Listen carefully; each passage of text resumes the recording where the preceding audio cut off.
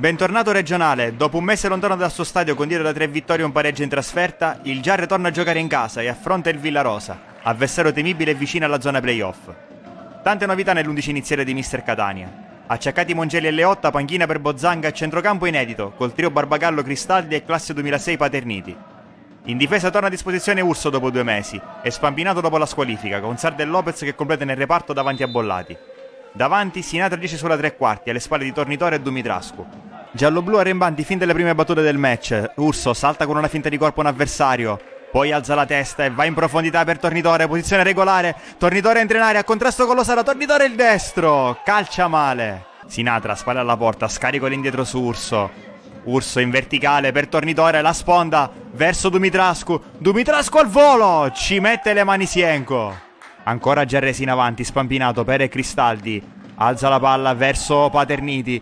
Paterniti va a contrasto con Losada, grandi proteste del Giarre, si prosegue, allontana lo stesso Losada, poi Spampinato anticipa l'avversario, Barbagallo per Dumitrascu al limite dell'area col sinistro, alto sopra la traversa, ma tante proteste per questo contrasto, Paterniti-Losada, l'arbitro ha lasciato proseguire.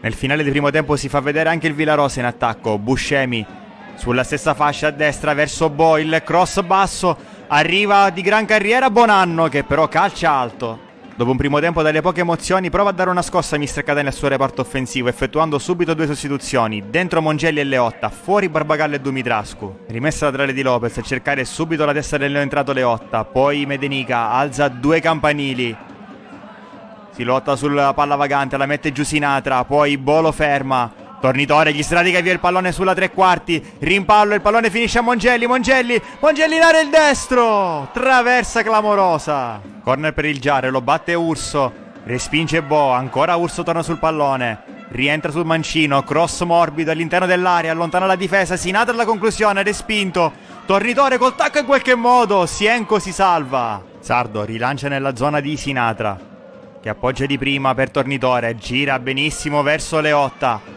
affrontato da un avversario, sterza a sinistra, il cambio di gioco per la torre di Mongelli, dentro per Tornitore sotto porta, ma è tutto fermo per fuorigioco. Posizione regolare di Mongelli, questa è la posizione dell'attaccante al momento del lancio di Leotta.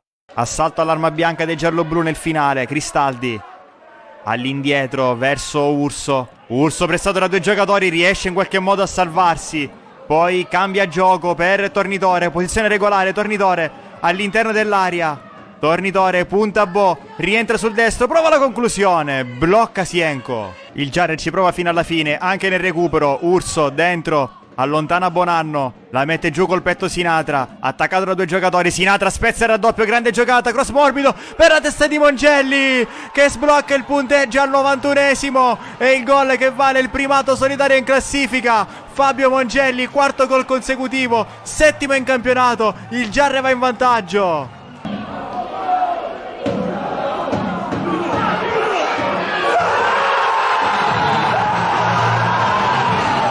Emozione al cardiopalma fino all'ultimo secondo, il Giarre vince ancora e lo fa ancora nel segno del suo bomber che sigla il gol da 3 punti.